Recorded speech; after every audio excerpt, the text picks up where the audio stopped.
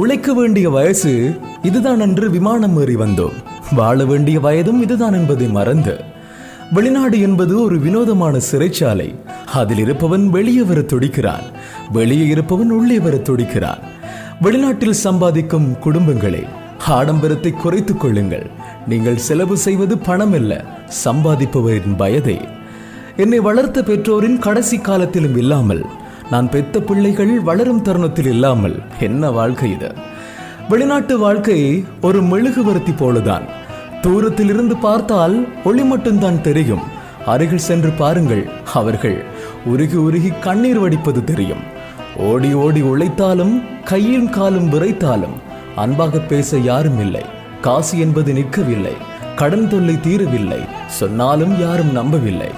உழைக்க வேண்டிய வயசு என விமானம் ஏறி வந்து வாழ வேண்டிய வயதை தொலைத்து நிற்பதே இந்த வெளிநாட்டு வாழ்க்கை. உலகில் உள்ள வேதனைகளின் ஒட்டுமொத்த உருவம்தான் இந்த வெளிநாட்டு வாழ்க்கை.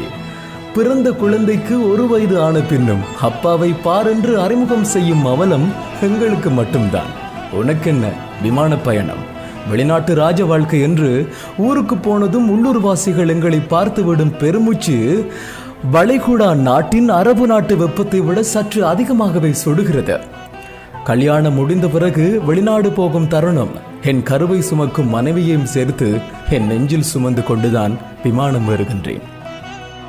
வறுமைக்காக அயல்நாடு சென்று பணத்தை சேமிப்பதும், விடுமுறைக்கு தாய்நாடு வந்து நினைவுகளை சேமிப்பதுமே வெளிநாட்டு வாழ்க்கை.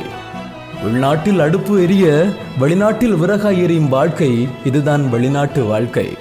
விசாவிற்கு பணத்தை கட்டி, காதலுக்கு சமாதி கட்டி, இளமைக்கு பூட்டு போட்டு